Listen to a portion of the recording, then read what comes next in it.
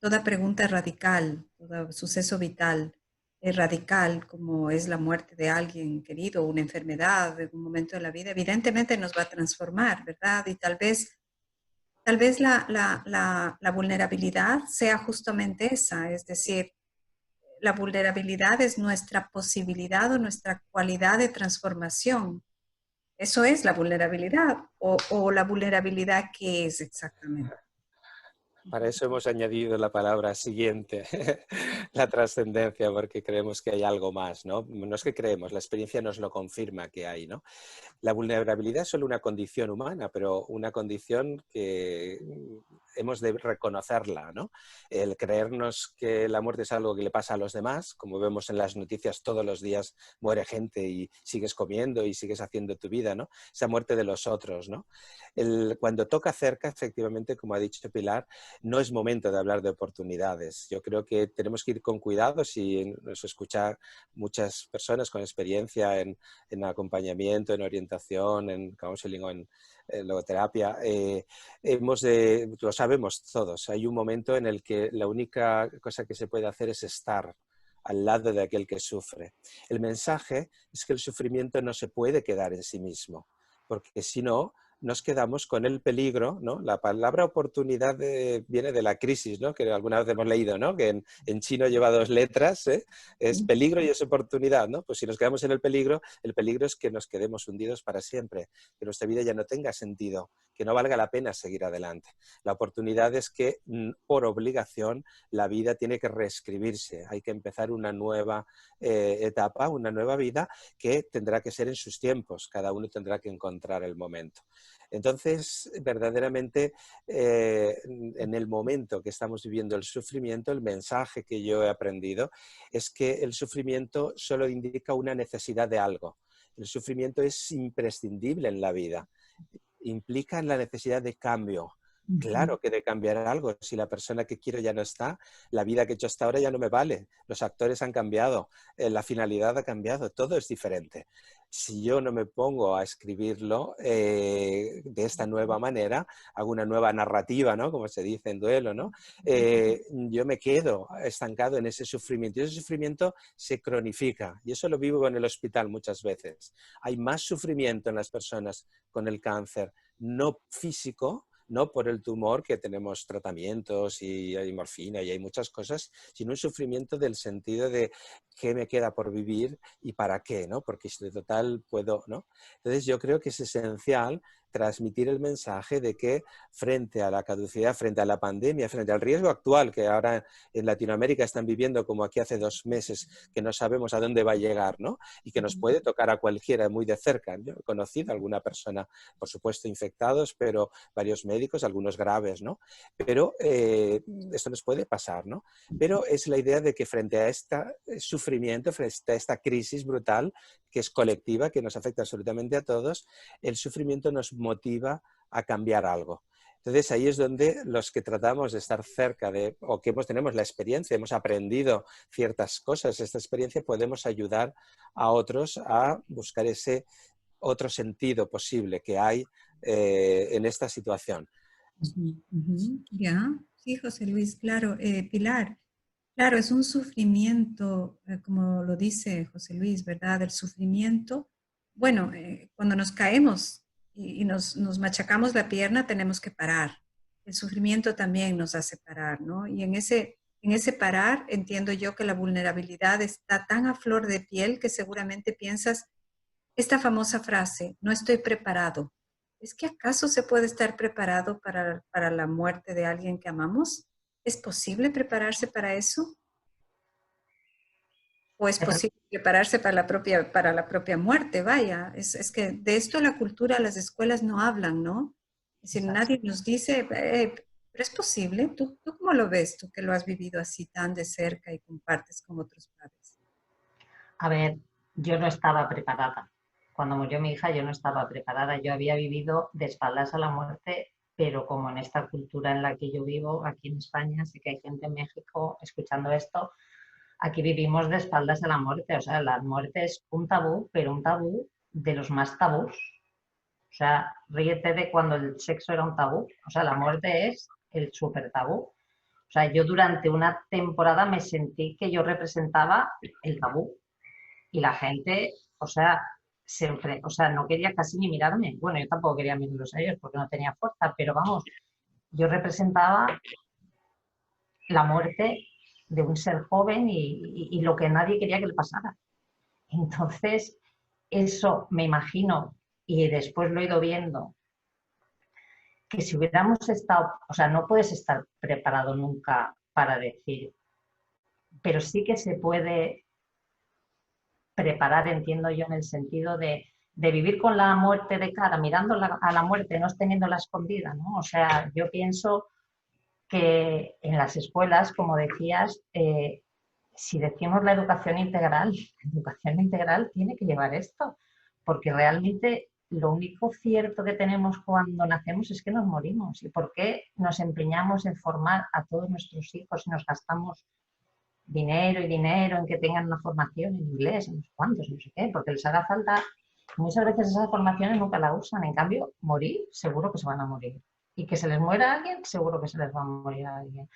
Entonces, ¿por qué vivimos tan de espaldas a esta realidad?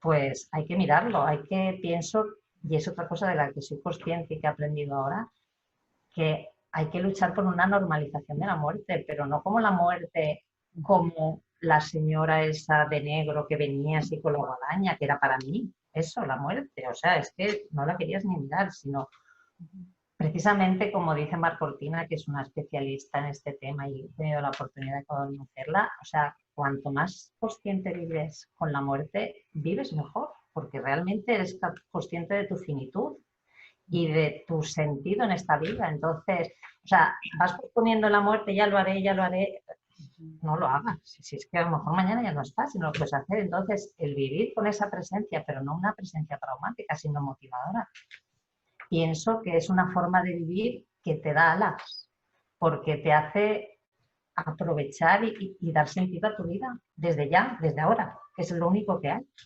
No nos esperemos cuando me jubile. Igual no te jubilas. Es que Sí, igual no te jubilas. has dicho algo muy A mí, importante, ¿no? Has dicho algo muy yo, importante. Perdón, el- perdón. Sí, no, sí, sí, sí, sigue. Eliana.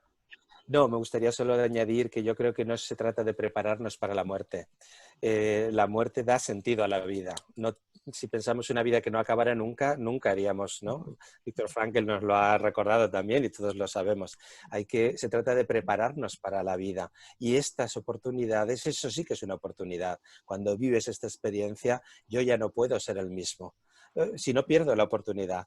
La oportunidad es que yo debo vivir de tal manera hoy que no me importe que mañana pudiera acabar todo porque he hecho todo lo que debía hasta este instante. No lo consigo siempre, estamos en camino, pero verdaderamente creo que es esa la oportunidad. Ujú. Sí, fíjate, justo eso pensaba, ¿no? Es bien importante que las personas que ahora mismo generosamente nos están escuchando y que les agradecemos porque pueden empezar a preguntar en ese icono que tienen de preguntas y respuestas para que después no tengamos muchas y no podamos hacer esto rápidamente, ¿no? Les invito a que lo hagan. Y me parece importante decir esto porque a veces la idea de prepararnos es como una idea educativa, ¿no? Me preparo pero a ver, la vida y la muerte son un movimiento en constante flujo las dos, ¿no? Es decir, la muerte y la vida son como hermanas gemelas, como hermanas mellizas, como el movimiento de la vida es muerte y vida, pero a los seres humanos nos cuesta muchísimo, ¿no? Tememos mucho. Y entonces la palabra trascendencia es algo que hay que de alguna manera hay que conocer de qué es esto de la trascendencia, que suena rarísimo para muchos, porque suena muy religioso a veces. Es como que la trascendencia sería un sinónimo de religiosidad y tenemos que dejar, así como hemos dejado claro que no hay una preparación para la muerte, lo que hay es la muerte conviviendo en un movimiento total con la vida, ¿no? Y como decía Miguel Ángel, en esa dinámica, la vida es la didáctica de la muerte es la didáctica de la vida, y si podríamos amigarnos y normalizar eso, creo que sería muy, muy sano para la humanidad, ¿verdad? Pero José Luis, ¿qué es esto de la trascendencia? ¿De qué estamos hablando cuando hablamos de trascender la muerte o trascender la muerte de alguien que amamos? Y trascender el sufrimiento. basta leer bien el significado de las palabras, ¿no? Trascender es ir más allá, romper los límites, salir más allá de esa situación que me atrapa, ¿no? Entonces, cuando pensamos, ¿no? ¿Qué ponemos? Somos vulnerables, lo sabemos, pero ¿cómo es que seguimos adelante? ¿Cómo es que Pilar está aquí y ayudan ellos como matrimonio a tantísimas personas, habiendo tenido la peor experiencia, creo yo, que puede haber en la vida, ¿no? Que es perder un hijo, ¿no? Y sin embargo están aquí. ¿Qué han hecho, no? Luego algo se puede hacer para salir de esa situación. Entonces el concepto es que esa trascendencia puede ser, por supuesto, religiosa, en ese sentido se entiende.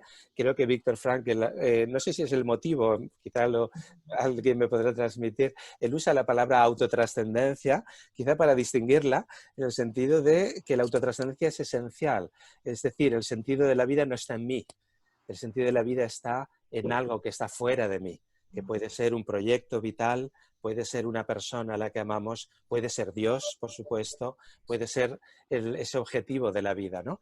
A eso le llama autotrascendencia, es decir, está diciendo dejemos de mirar nuestro ombligo, nuestro sufrimiento, ¿no? Y yo creo que es también la idea clave que has dicho hace un momento, ¿no? Queremos huir de la muerte, huir del sufrimiento, huir y nos va a atrapar porque siempre están ahí.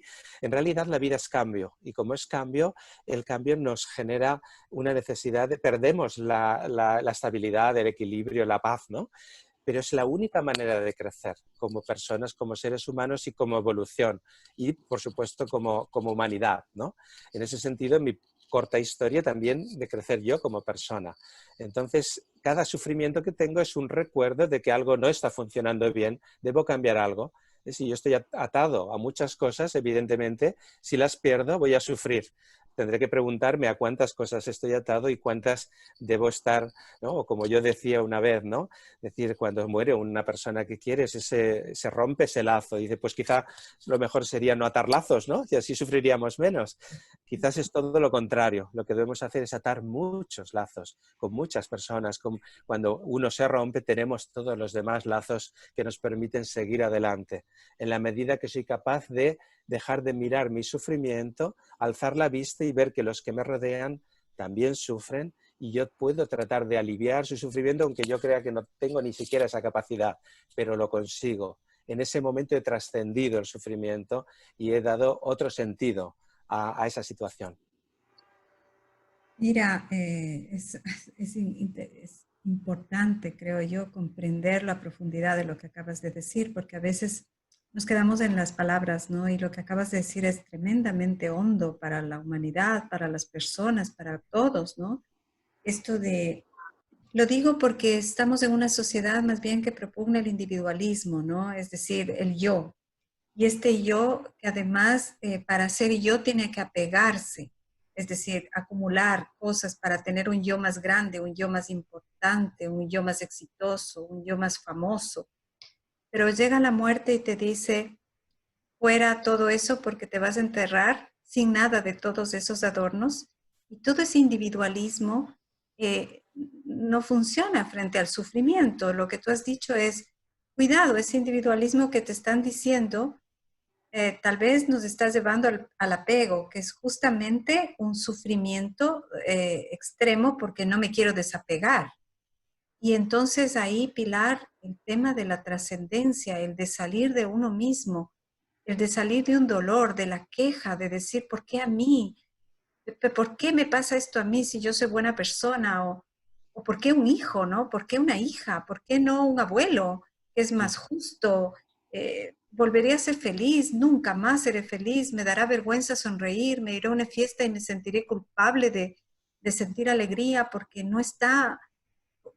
¿Cómo es eso, Pilar? ¿Qué profundo es que el ser humano pueda salir de una situación así? Y tú eres un ejemplo de eso. ¿Cómo funciona esto? Porque claro, eres la vivencia total de la trascendencia. Bueno, primero que nada decir que la trascendencia es parte de la esencia de los grupos Renacer, o sea, basamos el grupo en la trascendencia. Entonces, cuando cambiasteis el título, dije, es perfecto el título.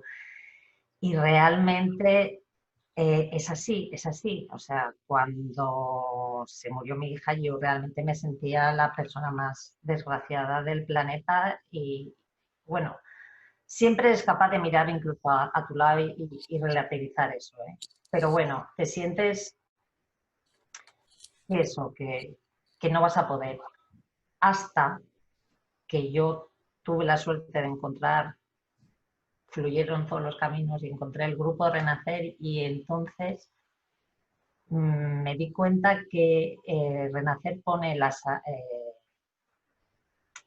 trascendencia, iba a decir la superación, pero es que no se supera la muerte de un hijo, la muerte de un hijo se trasciende. Entonces, ellos te explican que consiste en salir de ti, olvidarte de ti y ayudar a otro padre que está pasando lo mismo que tú. Entonces, eso parece que sea parece que sea una locura, ¿no? Pero en primera persona hablo.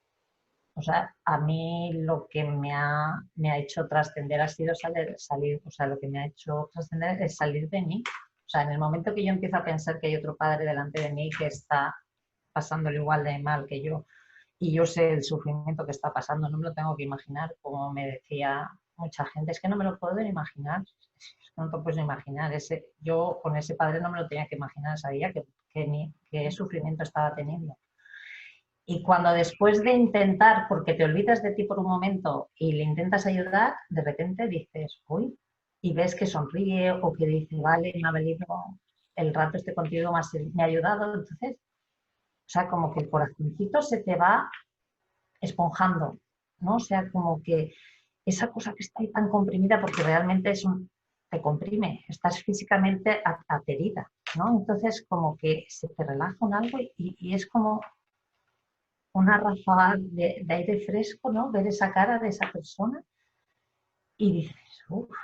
Y bueno, pues vas viendo que tú le haces falta a ese padre, pero es que ese padre también te hace falta a ti, porque te está dando la oportunidad de salir de ti y te está dando la oportunidad de ayudarle y a la vez te ayuda a ti. Y entonces ahí es cuando se entiende lo que es Renacer, que es un grupo de ayuda mutua y que te hace falta el padre que está delante y muchas veces decimos que tenemos que renunciar a nosotros mismos en ese momento para mimarle a él, para cuidarle a él. Y entonces esa es la maravilla y realmente vas viendo que se produce una magia, porque eso es magia. O sea, es que esto solo se puede presenciar en las reuniones y ver los padres cómo van cambiando su expresión.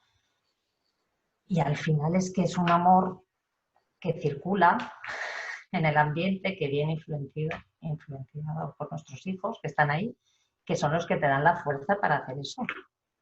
Y bueno, esto es el salir de uno mismo. Has dicho una palabra muy que me gustaría, José Luis, y les animo a las personas que están escuchándonos que hagan las preguntas, porque nos vamos acercando a los últimos minutos. Bueno, todavía nos falta, pero bueno, sí que nos gustaría saber lo que ustedes piensan y lo que quisieran compartir con nosotros, porque justamente es la idea de los diálogos, ir pensando juntos y si tienen alguna pregunta, es tremendamente bienvenida. José Luis, claro, este paso de la autocompasión, ¿verdad? De la sensación de por qué a mí y de cuidarme y de encerrarme y como es necesario también, ¿verdad? En ese momento de vulnerabilidad tan alto. Pasar de la autocompasión a la compasión. Y entonces aparece esta maravillosa fuerza de la que acaba de hablar Pilar, ¿no? Que no tiene nada que ver con el individualismo y la competitividad que nos dicen afuera, no confíes en nadie, no salgas de ti, mira por ti mismo y desconfía de todos porque te quieren quitar el puesto en el mundo, más o menos, ¿no? Todo lo contrario, ¿no? Todo lo contrario de lo que acaba de decir Pilar y que sane la muerte de un hijo o que trascienda ese dolor. Entonces estamos hablando de un enorme, enorme poder de esa palabra compasión, amor, de lo que es hablado, totalmente contraria a lo que nos dicen ahora, ¿no? José Luis, ¿cómo lo ves tú cuando los hijos apoyan a los padres o los padres apoyan a los hijos cuando, por ejemplo, en tu vida profesional has tenido que de acompañar en esta despedida por cáncer a las personas. ¿Cómo ves ese amor, esa fuerza de amor? Bueno, ese es uno de los grandes descubrimientos que hacen las personas que pasan por el cáncer. Yo en alguno de los libros he hablado de esos principios o fundamentos que me han enseñado y uno de ellos es que se dan cuenta de lo realmente valioso en la vida, ¿no? La escala de valores cambia y uno reconoce que de lo más valioso que hay es el amor de las personas queridas, de la familia, de los amigos, ¿no? Porque en el fondo es lo único que nos quedará al final, ¿no? Al fin y al cabo, este es un mensaje antiguo como la humanidad y es claramente evangélico también y está en todas las culturas, no solo religiosas, sino filosóficas, ¿no? Y es esa idea de que verdaderamente es a través del amor como se puede superar el miedo que habíamos dicho antes, ¿no? Yo creo que uno de los impactos de esta pandemia ha sido ver a los sanitarios tapándose como podían y ayudando y cogiendo de la mano a personas desconocidas porque se les privaba por el miedo al contagio de estar acompañados al final de la vida, ¿no? Esto es durísimo y de hecho tenemos ahora que afrontar el duelo en España, pues 28.000 personas, ¿no? 28.000 familias que han vivido esto y no han podido estar a su lado, ¿no? Entonces, pero has encontrado esos sanitarios que desde el más sencillo, ¿no? No el médico, sino cualquiera de los que estaba allí, que ha sido capaz de dar algo por el otro. Esto pone el nivel de lo que el ser humano es capaz. Es decir, el ser humano es capaz de amar primero porque está en la esencia, igual que la vulnerabilidad y la resiliencia y la caducidad. En la esencia del ser humano está la capacidad de amar. Es nuestra fuerza de relación con todo lo que nos rodea, ¿no? Cuando ese amor va a uno mismo, tiene una parte de supervivencia, es lógica, no es un egoísmo. Tenemos que autocuidarnos, ¿no? Se dice que ama como a ti mismo, ¿no? Ama al otro como a ti mismo, ¿no? Pero efectivamente hemos descubierto que el amor es real cuando se comparte y en ese caso es cuando tienes a las personas que quieres a tu alrededor, ¿no? Nosotros damos un paso más y hemos descubierto que nuestra propia vida y nuestra vocación tiene sentido precisamente ayudando a desconocidos, no al cercano, no al otro, que es el que se me muere y el que, no estoy hablando de mi muerte o de la muerte del otro cercano, no, de los otros, del que soy yo el que decido acercarme a esas personas. Y creo que muchos de los que están escuchando hoy saben a qué me refiero cuando van a acompañar, a escuchar. A veces no solucionamos nada, solo escuchamos, ¿verdad? Pero qué gran poder tiene esa escucha, porque esa escucha activa es una escucha amorosa en realidad, porque tú estás dando a la otra persona la conciencia de que ella es única y que merece ser acompañada, aunque esté viviendo la noche más oscura de su vida, ¿no? Entonces yo creo que el gran descubrimiento nuestro y que en este espacio de diálogo es esencial es que vayamos siendo conscientes de que esta es la evolución natural de la humanidad. Todo lo que hagamos mirando hacia nosotros mismos está destinado a desaparecer. Lo que pasa es que vamos a tardar mucho y vamos a sufrir mucho mientras tanto, ¿no? No es que esta pandemia era una oportunidad maravillosa para cambiar el mundo, ¿no? Y uno de los miedos que hay ahora es el miedo, ¿y si eso era solo una utopía y ahora vuelve todo a como antes, pero peor, ¿no? Yo creo que no, creo que en la conciencia de cada uno está la certeza de que algo está cambiando, ¿no? Y le decía ayer a un amigo, digo, yo me he dado cuenta que en el fondo de nosotros somos personas sencillas, somos personas, llegamos, no influimos, no somos políticos, nosotros no cambiamos estructuras. Nosotros, sin embargo, tenemos, cada uno de nosotros, la capacidad de cambiar personas y cambiar la actitud de esa persona.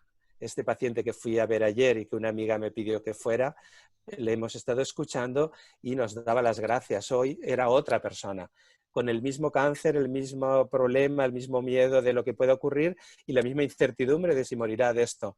Pero era otra persona porque había cambiado la actitud.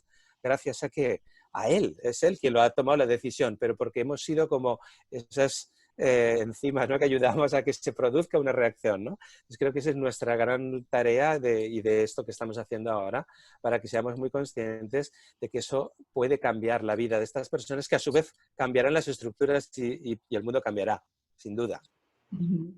Mira, en ese eslabón, digamos, de esa cadena, ¿no? Es que, porque claro, el amor es como una palabra tan tan emocionalizada, tan romantizada, tan manoseada, tan abusada, ¿no? Pero fíjate, ahora estamos hablando de trascendencia, de ir por el otro, de escuchar, de acompañar. Y Pilar, tú decías, ahí estamos unos para otros, es decir, estamos en la plena reciprocidad. Es decir, me importas tanto como me importo yo mismo. Y voy por ti porque un día fueron por mí. Es decir, es el amor dicho en concreto, en hechos, porque ya digo, a veces se romantiza, ¿no? Pero en la concreción, Pilar, ¿cómo funciona eso? Porque claro, ahora hay mucha gente que ha perdido a sus abuelos, a sus padres, y cómo funciona un grupo de apoyo mutuo. ¿Cómo funciona? Porque quizás esas mismas personas ahora puedan recurrir a eso que hacen ustedes. Cuéntanos, ¿cómo funciona el amor desde el concepto de apoyo mutuo en el grupo que tú compartes? A ver, yo puedo decir que ahí llegamos todos, pues, literalmente destrozados y nosotros lo que compartimos, bueno, ya has dicho tú que Renacer surge en Argentina hace 31 años ya, ¿no? Y entonces, como hemos dicho, no es un grupo de duelo estrictamente en el sentido de superación, porque es lo que decimos es una transformación. Entonces, es muy importante transmitir ese mensaje. O sea, cuando nos reunimos, al principio todo el mundo se queda un poco diciendo, pero ¿dónde está el psicólogo que nos va a ayudar? O, porque claro, dicen, ¿cómo van a poder estos solos ir adelante? Y realmente, en el caso de Valencia fue un reto porque lo normal es acudir a un grupo que ya está formado, pero en Valencia no había. Y bueno, con esa fuerza que te sale de no saber, bueno, sí que sabes de dónde te sale, entonces dices, bueno, si esto pienso que, porque yo realmente conocí Renacer a través de la web de Renacer, acudí a una charla en la Asociación Víctor Frankel, que estaba, ¿te acuerdas, José Luis? Que 2 días antes de morir mi hija justo había dicho que me ofrecía como voluntaria para llevar la tesorería. Y a los 2 o 3 meses ya de morir Pilum, con toda la discreción, me dijeron si quería seguir colaborando. Dije que sí, desde la entraña, porque vamos, mi cuerpo no estaba, pero dieron una charla allí, una psicóloga argentina que se llama Marta Vigo y habló del grupo Renacer y yo me faltó tiempo para llegar a casa y saber lo que era eso. Y cuando vi por primera vez, me metí en Renacer Argentina en el Google y cuando vi el vídeo de Gustavo y Alicia Berti, se me ensanchó el corazón y dije, es que eso es lo que yo estaba buscando, yo no lo sabía, o sea, yo intuía, pero es que pusieron en palabras lo que yo estaba buscando, entonces ya faltó tiempo para sacar las fuerzas e informarme, bueno, buscar, contacté con 2 personas que sabía que habían perdido hijos, enseguida la asociación nos brindó la sede para reunirnos y bueno, pues esa fuerza que sale para empezar, que realmente dices que voy a empezar yo, estoy yo para que me ayuden a mí, pero como tienes, sabes que ha funcionado y sabes que otros padres lo han hecho, pues coges fuerza y vas a ayudar y cada uno iba a ayudar y yo les explicaba y digo, miraros bien lo que es el vídeo este de Gustavo y Alicia, vamos a leer mucho porque esto si lo hacemos mal puede ser una bomba, esto si lo hacemos mal aquí acabamos todos, esto es una calamidad, entonces vamos a cuidarnos y vamos a ser responsables y vamos a empaparnos de la esencia porque ellos llevan 30 años y saben dónde se mete la pata y qué es lo que hay que hacer y qué es lo que no hay que hacer. Y bueno, con voluntad y todos nos cuidábamos porque no sabíamos, pues de repente te entraba una lágrima y ya no sabías si eso era bueno o malo para el grupo, pues claro, porque como teníamos que ir a cuidarnos, ¿no? Y entonces perdonar, y dices, no, se puede llorar, lo que no se puede hacer es una catarsis, no se puede uno quedar ahí en la pena y en la pena, ¿no? Es normal tener momentos difíciles, pero sales con el apoyo y porque cuidas al otro. Es que vas a cuidar al otro, es que no quieres hacerle pasar un mal momento, quieres darle algo para que le valga la pena volver a la siguiente reunión, porque si en la siguiente reunión él no vuelve, ya no hay grupo, y si ya no hay grupo, no hay ayuda. Entonces, vamos a cuidarnos.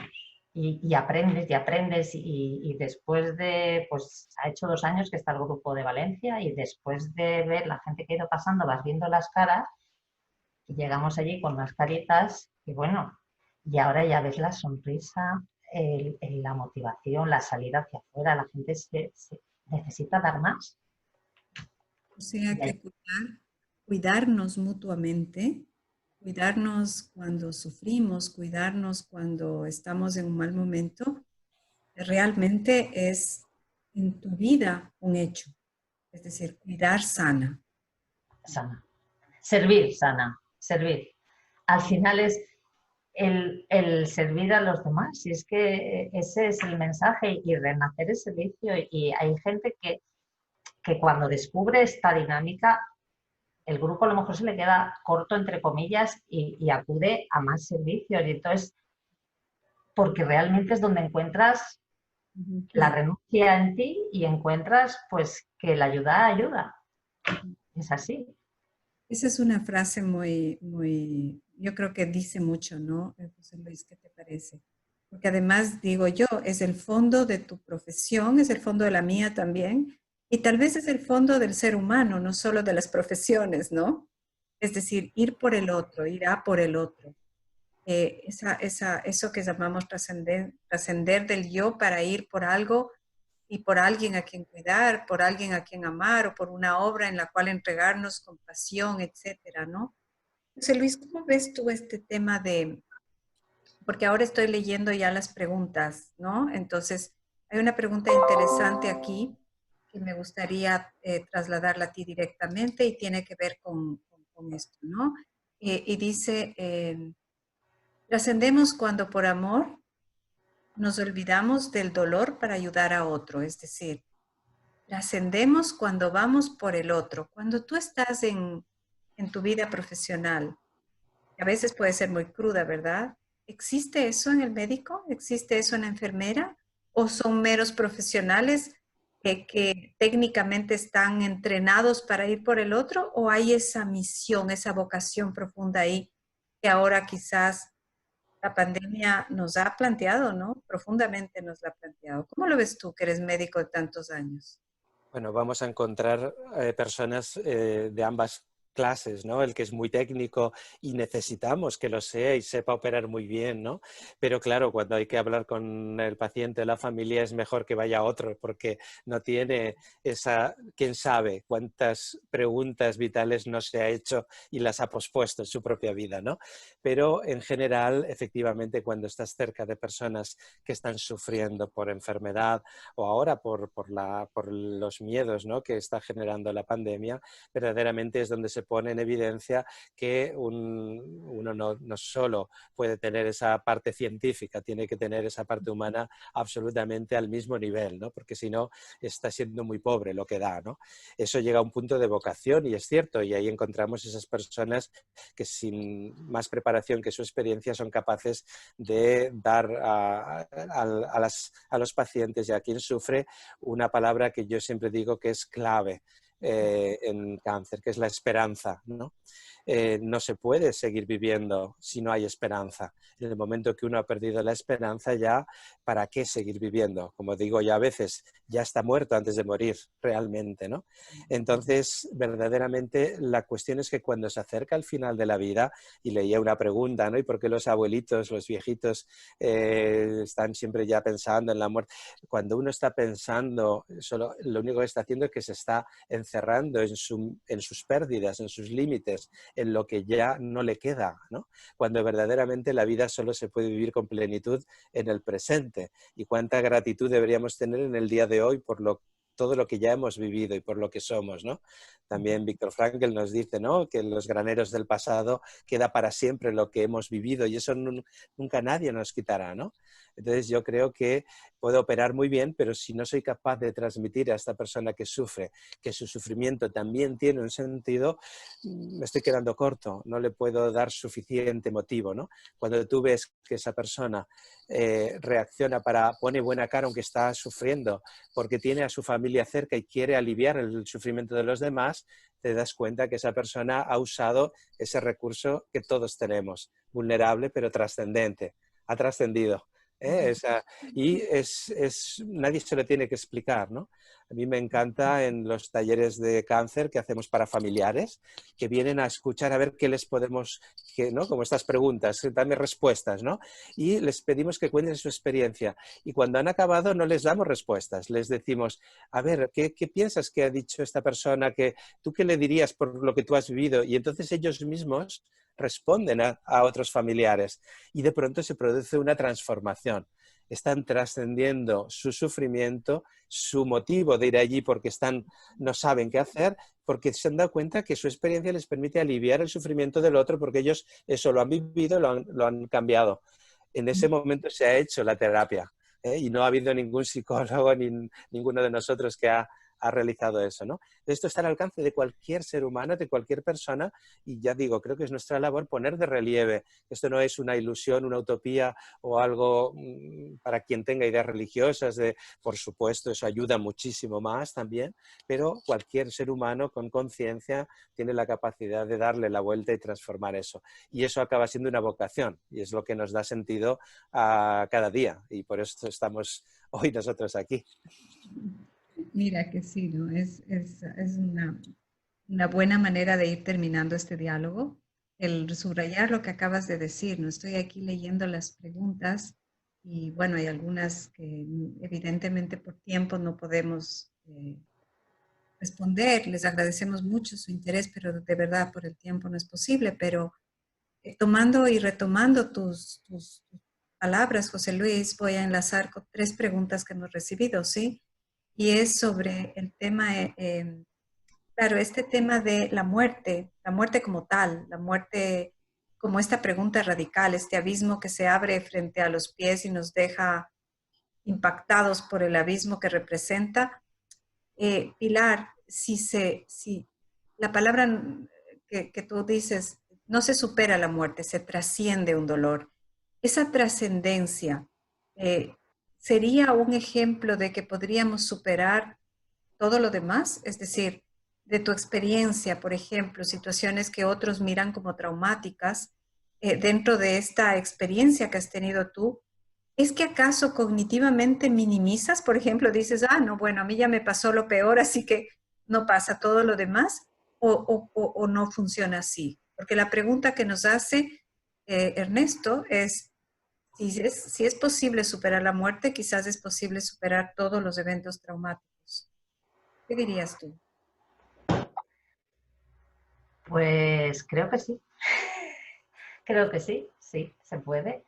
Se puede porque al final es una actitud de vida, o sea, no somos lo que dice Víctor, lo que nos pasa, sino cómo vivimos lo que nos pasa. Y entonces, superando, no trascendiendo la muerte de un hijo, te das cuenta que eres capaz de que tienes un montón de recursos, que todos tenemos, un montón de recursos, que los tenemos dormidos, pero cuando la vida te sacude, lo sacas y es que somos, yo el otro día lo pensaba, somos como una lavadora que al final usamos 2 programas y tiene muchísimo. Y es que estamos acostumbrados a vivir con 2 programas hasta que de repente la vida te sacude y dices, o sea, lo que tenía dentro y no lo estaba usando. Porque yo hasta este momento realmente yo funcionaba bien con 2 programas. No me hacía falta más. Yo tenía mi vida apañadita, era muy afortunada y estaba bien hasta que de repente te tienes que inventar, te tienes que sacar y te das cuenta y dices, madre mía, lo que me estaba perdiendo. Si es que tenía un tesoro dentro. Y por eso al final, yo siempre lo digo, estoy agradecida a mi hija Pilu por todo lo que me ha enseñado, porque realmente me ha hecho rebuscar en lo más profundo de mí y en lo más profundo de todas partes también, vamos, para intentar sacar esos recursos y que los tenemos y que mi presencia es aquí es que, a ver, yo no pensaba que podía hacer lo que estoy haciendo ahora. Como todo el mundo pensará cuando a lo mejor oiga, pues esta, no, yo pensaba que si algún día se me moría, bueno, eso que pensabas, ¿no? O sea, que me moriría. y realmente te mueres, pero tenemos mucho dentro y hay que sacarlo y hay que darlo. Mm. Y Como confiar en que somos trascendentes, ¿no? Que sí somos vulnerables, que vamos a llorar, que nos vamos a parar, pero que hay una cualidad que no depende ni de un título, ni de una preparación académica, ni de una preparación de ningún estilo. Tan iguales y semejantes en la vida, en la muerte y en la trascendencia, ¿no? Tan hermanados, tan todos, ¿no? No tiene nada que ver con raza, credo, religión, clase social, nada. Todos vamos a morir, todos vamos a pensar en la vida desde la didáctica de la muerte, cuando la muerte se presenta en nuestras vidas, porque nos va a interrogar.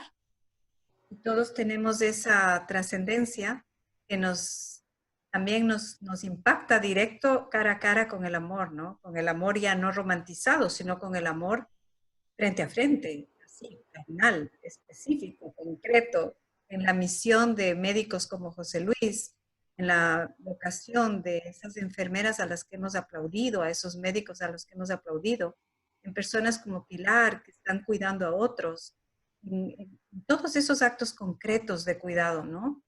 Que yo creo que la pandemia, si no nos enfrenta frente a esta necesidad de volver a creer en esto, vaya, ¿qué necesitamos para confiar en que somos capaces, somos creativos, seres trascendentes, ¿no? Vamos a terminar porque bueno, queremos ser puntuales con la hora que nos habíamos comprometido. Y entonces, ¿qué te gustaría dejar como mensaje final? Empecemos por ti, Pilar. A todas esas personas que ahora mismo se han unido y que además van a ver el video grabado luego en YouTube, que han vivido en esta pandemia la muerte de sus padres, de sus abuelos, de sus hijos, de su marido, de su mujer, que han vivido esa muerte, que ahora mismo tienen este abismo frente a ellos y dicen, vaya, ¿qué voy a hacer? Además, una muerte en una situación tan compleja porque no han podido tener digamos que esos símbolos que solemos tener. ¿Qué les dirías, Pilar? ¿Cómo te acercas con una frase o con lo que tú quieras transmitirles? pues yo lo primero, yo he sido siempre una persona muy positiva y entonces intento dar la vuelta a todo, ¿no? Entonces yo pienso que sufrimos porque amamos. Y entonces pienso que qué suerte poder sufrir por haber querido, ¿no? O sea, que si no quisiéramos no sufriríamos. Entonces, a mi hija antes le preguntaba y dice, mamá, es que al final es dar gracias por Pilu, ¿no? O sea, yo no me quiero quedar en lo poco que ha estado, sino en la suerte que he tenido con el tiempo que ha estado con nosotros y lo que hemos podido disfrutar. Entonces es agradecer a la vida haber tenido a estas personas que hemos tenido la suerte de disfrutar y de querer, que realmente en este momento es muy difícil la no despedida, pero en nuestro caso tampoco nos despedimos de Pilu. Pilu murió en Argentina y no nos despedimos, tampoco nos podemos despedir. Y que es doloroso, dolorosísimo, pero es lo que hay. Y entonces nosotros no podemos cambiar lo que ha pasado y no nos podemos pegar contra la cabeza contra lo que ha pasado. A estas personas os ha tocado vivir en estos momentos así, pero no hay que centrarse, pienso yo, en lo que nos da rabia, en lo que nos separa, sino todo lo contrario, en el amor, en el amor, en el amor ese que nos ha hecho quererlos y que en cualquier caso la despedida está en el corazón. O sea, si tienes la suerte de poder estar con esta persona físicamente, pues te despides, pero yo me he despedido de mi hija muchas veces desde aquí. Entonces, pues eso, el amor, siempre el amor que decimos, el amor no muere nunca, el amor trasciende a la muerte y este ser querido va a estar siempre, siempre, siempre con nosotros porque han dejado parte de su amor en nuestro corazón. Entonces vamos a estar siempre con ellos y van a ser el motor que nos va a mover. Y qué bonito que te muevan ellos. La gratitud por haberles amado. Gracias, Pilar. José Luis, ¿tú qué les dirías a todas esas personas que, vaya, es un Cuesta. momento complejo, complejo para mucha gente, ¿no? Cuesta añadir algo a lo que has dicho, Pilar, y te quiero agradecer como algunas personas están agradeciéndote lo que dices, ¿no? Bueno, verdaderamente creo que ya que aún en muchos países están viviendo esta, porque parece que aquí estemos pasando, pero sabemos que esto va a durar, ¿no? Yo creo que hay que dejar un punto de comprensión de que es una situación imposible de controlar, que nos desborda todas las capacidades y ha sido un sufrimiento añadido el vivir estas muertes, de dejar a tu familiar en la puerta del hospital y ya no volver a verlo hasta el cabo de un mes, recibir unas cenizas que no sabes, ¿no? Esto es muy duro, pero las circunstancias han sido excepcionales. Y quizá una cosa que no es que alivia, pero hace comprender es que esto está pasándole a muchas otras personas y nadie quisiera que ocurriera. No es que, por supuesto, se puede mejorar y se puede hacer mejor las cosas, se puede, y estamos aprendiendo todos para que no vuelva a pasar, pero como todavía está ocurriendo, comprender que esto son situaciones que llegan a ser esa otra palabra que es inevitable, ¿no? Lo que es evitable es lo que nos hace sufrir y es lo que Viktor Frankl nos dice, yo debo tratar de cambiarlo y tratar de luchar todo lo posible para el sufrimiento evitable, pero el sufrimiento inevitable ya no puedo cambiarlo, solo me queda la opción de decidir mi actitud frente a esta realidad. Entonces, la realidad es que ya que no puedo cambiar, yo puedo aceptar, ¿no? Como dice Elizabeth Kubler-Ross, ¿no? Cuando dice, bueno, ya tiene el diagnóstico de que va a morir, se puede llegar a esa última fase que ella dice de aceptación, ¿no? Y yo la he visto en pacientes, no en todos, pero ese momento en que te das cuenta que, bueno, esto ya no es posible cambiar, la vida va a acabar y yo decido cómo vivo ese tiempo. Una pregunta decía, ¿cómo le dices a alguien que quedan 3 meses de vida? Pero ¿cómo que alguien sabe que le quedan 3 meses? ¿Alguno aquí sabe que le queda más de un día de vida? Ninguno lo sabemos. Luego, no podemos esperar ni siquiera esos 3 meses para que sea realidad, para que mi vida tenga un sentido en este momento presente, ¿no? Entonces yo diría que quien esté viviendo esta situación trate de vivir ese momento presente, hacer lo máximo posible para acompañar a esa persona en su situación y si llega a la situación de pérdida, comprender que es algo que nos va a ocurrir antes o después, ¿no? El hecho de que ocurran muchísimas personas a la vez nos debe hacer quizás un poco más sensibles a esa necesidad que tienen los demás de encontrar un sentido. Y de nuevo tenemos ahí una gran labor que hacer, ¿no? Para que verdaderamente esa persona tiene esa oportunidad de poder despedirse, de poder decir adiós, de poder perdonar y ser perdonada, ¿no? Es esa última oportunidad que todos tenemos y que ojalá un día, cuando nos toque hacer ese último momento, hayamos sido capaces de desprendernos de todo también para llegar con esa paz que es la que esperamos que sea nuestro último momento, ¿no? Gracias, José Luis. Bueno, vamos a terminar este diálogo de estos 4 que hemos estado realizando desde el Centro Ecuatoriano y desde Dialogando Online. Y ahora con el apoyo y damos gracias a la Asociación Víctor Frank de Valencia. Bueno, yo me quisiera quedar solo con una pequeña frase que han dicho y que se ha repetido. Bueno, es inevitable la muerte, es inexorable la muerte, es inexorable el dolor, el sufrimiento, esa caída al vacío que a veces sentimos por cualquier situación que llamamos pérdida. Y como es inevitable, también es inevitable la respuesta. Y esa respuesta va a depender de usted, va a depender de todos, va a depender de que nos cuidemos los unos a los otros. Y ojalá volvamos a creer en el amor, no como el romántico discurso de mirarnos a la cara y solo pensar que es una emoción. Vamos a volver a la trascendencia, a la sensación de ir por el otro, cuidar por el otro. Pilar nos ha dicho claramente que ella lo vive, lo palpa, lo siente cada día. José Luis también lo ha visto. Confiemos en que no estamos engañados, en que realmente cuidarnos los unos a los otros es el camino. Y acerquémonos, también puede ser, así como inevitable es la muerte, inevitable es el amor también. Ojalá todos los que nos estén escuchando tengan esa certeza de que la muerte solo es la didáctica de la vida y que la vida es la didáctica de la muerte y que el amor parecería que es la didáctica de los dos. Así que gracias a José Luis, gracias Pilar y bueno, gracias a ustedes por habernos escuchado, les agradecemos muchísimo, hemos tenido una afluencia muy grande en los diálogos y les queremos agradecer. Y bueno, Roberto, te cedo la palabra porque entiendo que quieres compartir algo con todos los asistentes. Gracias, saludos a todos. Y muchas gracias, Eliana. Queremos agradecer a Pilar, a José Luis, por aceptar la invitación de ser parte de este diálogo y esperamos que los vamos a tener nuevamente.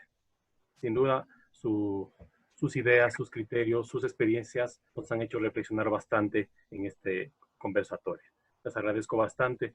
Y en este momento, y también quiero agradecer a nuestros asistentes, quienes han participado grandemente con sus preguntas, con sus comentarios.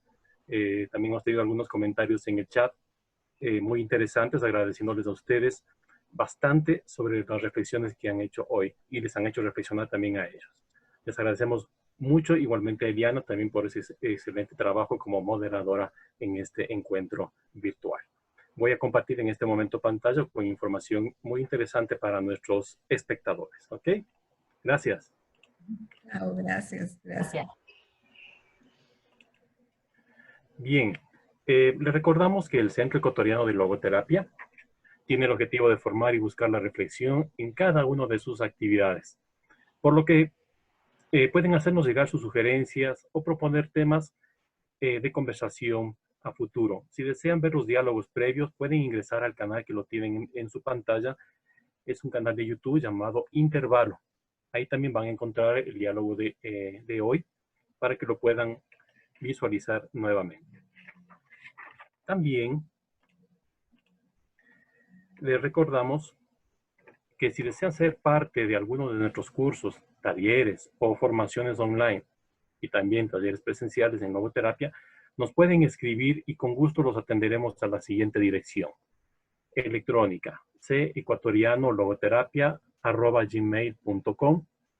También nos encuentran en Facebook como Centro Ecuatoriano de Análisis Existencial y Logoterapia, y también obviamente pueden buscar información extra en la página web www.logoterapia-medioecuador.com. Muchas gracias y hasta la próxima.